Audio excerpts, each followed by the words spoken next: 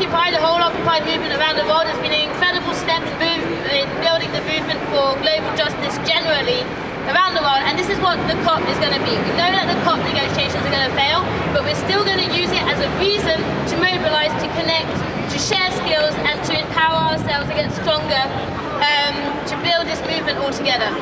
So yes, it's important what's going to happen there, it's important what's going to happen afterwards in January, but it's also important what's been happening until now. There's been movements, camps, actions all through the year of 2015 related to the COP, using the COP as an excuse to get together, where coal mines have been shut down in the summer in Germany, where there's been the climate game camps in Amsterdam, where there's been fracking camps in Spain, and this has all been because people around Europe, around the world, have decided to mobilize together, and we need to keep this going.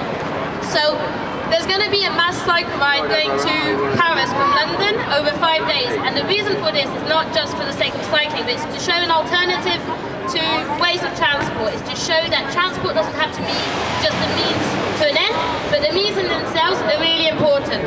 So we're going to be cycling in small groups, and we're going to be along the way doing trainings, doing connecting, creating groups, creating affinity groups, having different roles within them. There'll be spokes councils at the end of each day, there'll be activities, there'll be group dynamics, check-ins, all this in the same kind of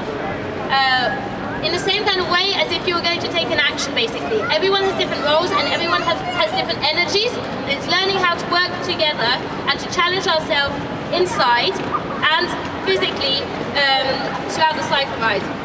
So it's going to start with a welcome party on the 6th of December in London, and then go to Brighton, where we're going to collect more people along the route.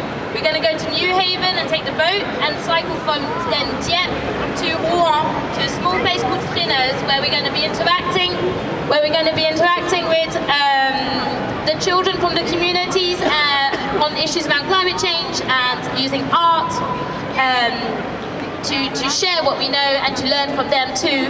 And then we're going to go to Paris and take action all together in the way that most suited to each subgroup that will be cycling along the way.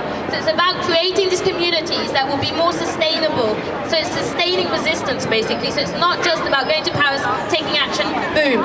It's about the whole process of it and how we can then bring this back to the UK and to our communities to carry on creating a positive impact in the way that we feel is the best suited and the most impactfully possible. Thank you.